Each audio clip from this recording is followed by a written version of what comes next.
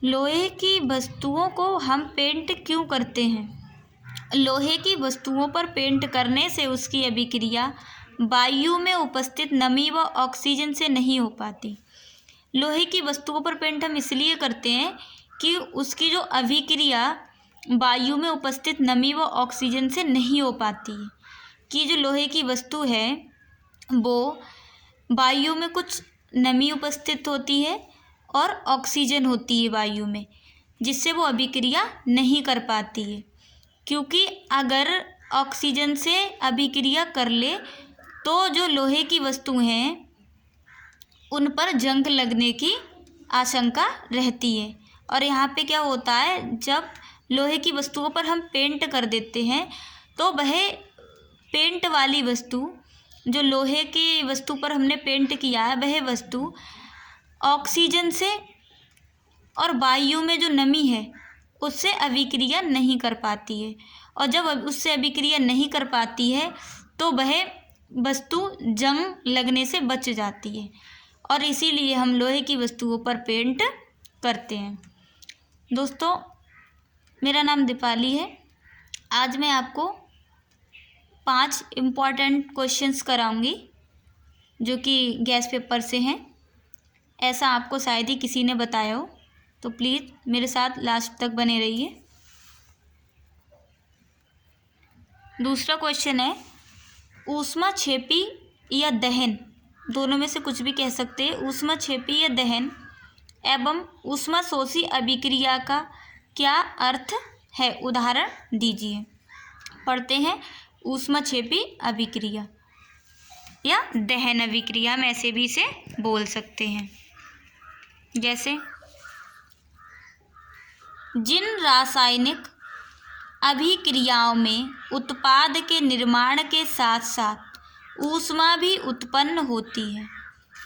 कोई भी रासायनिक अभिक्रिया है उसमें उत्पाद भी निकले, यानी कि उत्पाद का भी निर्माण हो, और उत्पाद के साथ साथ ही ऊष्मा भी उत्पन्न हो, ऐसी अभिक्रिया को हम दहन अभिक्रिया या ऊष्माक्षेपी अभिक्रिया कहते हैं।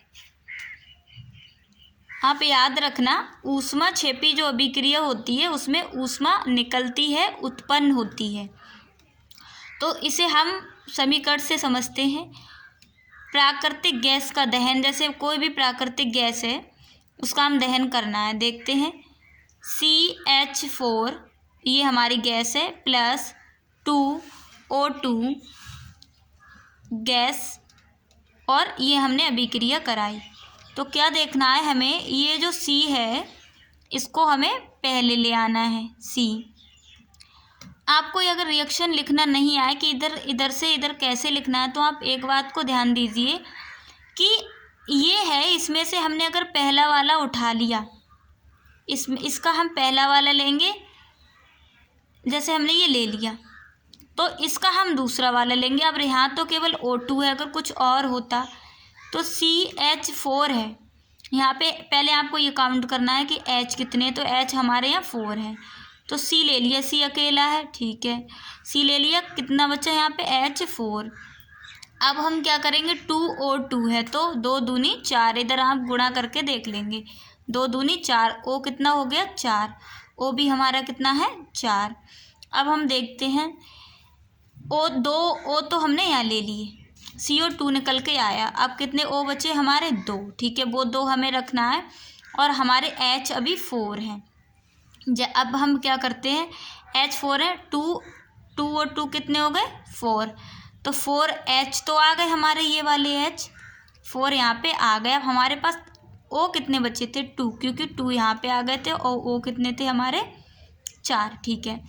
अब हमने क्या करा, ये 2 है O, 2H2O निकल के, यानी कि जल आया, तो H तो 4 हैं, लेकिन ये जो 2 लगा है ये बताता है कि ये भी O कितने हैं 2, तो हमारे सारे के सारे O भी आ गए, H भी आ गया, और ऊष्मा प्लस में निकलेगी, क्योंकि उत्पन्न हो रही है तो यहाँ पे प्लस लगेगा।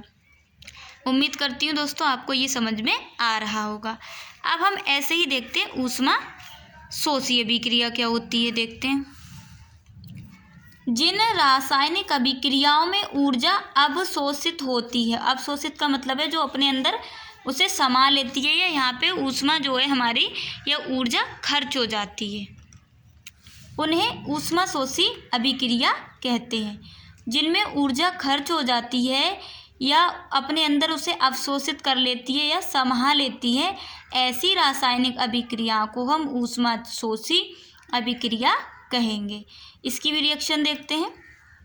जैसे N2 + O2, इन दोनों की जब हमने अभिक्रिया कराई तो क्या बना, 2NO। ये आप ये याद रखें कि ये जो इन्होंने यहाँ पे लगाया है 2NO, तो यहाँ पर भी N ये दर्शा रहा है, ये 2 ये दर्शाता है कि 2 N हैं और 2 ही हमारे O, और माइनस में क्या निकली है हमारी ऊष्मा। यहाँ पे ऊष्मा कैसी निकली है, माइनस में, यानी कि खर्च हुई है। उम्मीद करती हूँ दोस्तों आपको मेरे क्वेश्चन समझ में आ रहे होंगे। अगर आपको ये क्वेश्चन समझ में आते हो तो मेरी वीडियो को लाइक करना, कमेंट करना और मेरे चैनल को सब्सक्राइब ज़रूर करना।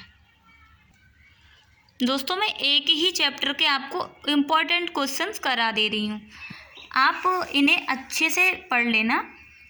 और मैंने ये नहीं कहा है कि ये 100% ही आएंगे, क्योंकि 100% तो कोई भी नहीं जानता है, लेकिन मैं इतना जानती हूँ कि आपको गैस पेपर में से सारे क्वेश्चंस तो पढ़ने नहीं हैं।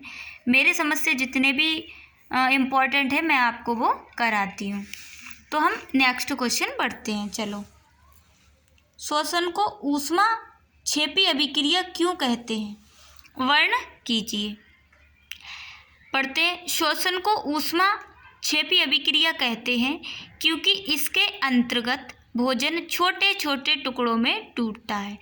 जब ऊष्मा क्षेपी अभिक्रिया होती है तब क्या होता है, जो भोजन हमारा होता है वो छोटे छोटे टुकड़ों में टूट जाता है। जब भोजन हमारा छोटे छोटे टुकड़ों में टूट जाता है, जिसके फलस्वरूप फलस्वरूप का मतलब उसके बाद ऊर्जा उत्पन्न होती है।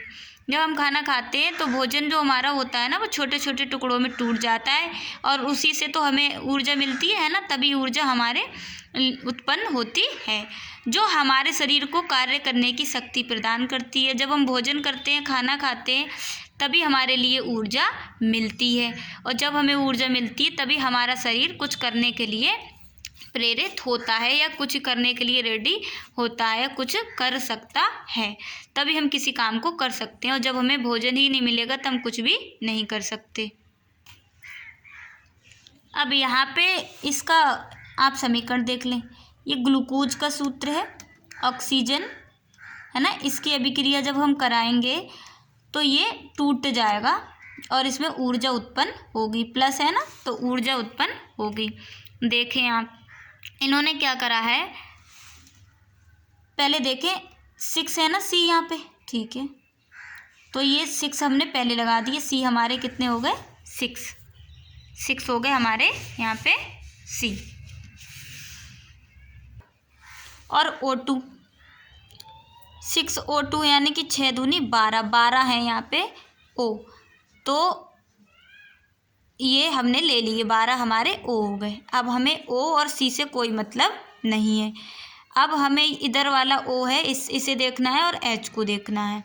तो O6 यहाँ पर भी है, 12 यहाँ पे H है। तो यहाँ पे देखो 6 और 2 कितना हो गया, 12 हो गया। तो O हमारे 6 हो गए और H भी 12 हो गए, यानी कि काउंट जो करा था वो पूरा का पूरा हो गया। अब ऊर्जा भी हमारी इसमें निकल के आई है। ऐसे हम नेक्स्ट क्वेश्चंस देखते हैं। हम देखते हैं रेडॉक्स अभिक्रिया किसे कहते हैं। आप देखिए रेडॉक्स अभिक्रिया क्या होती है। वह रासायनिक अभिक्रिया जिसमें एक अभिकारक का ऑक्सीकरण तथा दूसरे अभिकारक का अपचयन होता है। ऑक्सीकरण का मतलब होता है कोई भी चीज़ को हमें ग्रहण करना, और अपचयन का मतलब होता है कोई किसी भी चीज़ का मतलब कम हो जाना। ग्रहण करने से मतलब है किसी चीज़ को खा लेना, समा लेना अपने अंदर, और अपचयन का मतलब होता है कोई भी चीज़ हमारे अंदर से निकल जाना। तो ऐसा जहाँ पे एक अभिकारक का क्या हो, ऑक्सीकरण, और दूसरे का अपचयन होता है, ऐसी अभिक्रिया को हम रेडॉक्स अभिक्रिया कहते हैं। इस अभिक्रिया को हम अपचयन और उपचयन अभिक्रिया नाम से भी जानते हैं। चलो और देखते हैं इसे।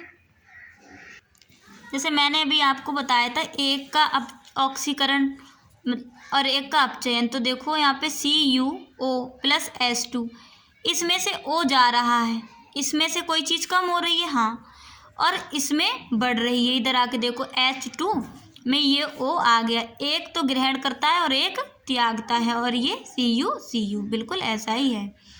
उम्मीद करती हूँ गाइज आपको मेरी वीडियो अच्छी लगती होगी। गाइज अब देखते हैं रासायनिक अभिक्रिया क्या होती है। जब एक या एक से अधिक, या तो एक हो या एक से ज़्यादा हो, ऐसे पदार्थ, एक पदार्थ हो या एक से ज़्यादा पदार्थ आपस में परस्पर अभिक्रिया, परस्पर का मतलब है आपस में अभिक्रिया करके एक नया पदार्थ बनाए, या एक पदार्थ हो या एक से ज़्यादा पदार्थ आपस में अभिक्रिया करे और एक नया पदार्थ बनाए, तो ऐसी अभिक्रिया को हम रासायनिक अभिक्रिया कहते हैं। जैसे उदाहरण फिर से समझा दूं, जब यह एक पदार्थ हो या एक से ज़्यादा पदार्थ हो और वो आपस में अभिक्रिया करें, अभिक्रिया करने के बाद एक नया पदार्थ बनाए, ऐसी रासायनिक अभिक्रिया को ऐसी अभिक्रिया को हम रासायनिक अभिक्रिया कहते हैं।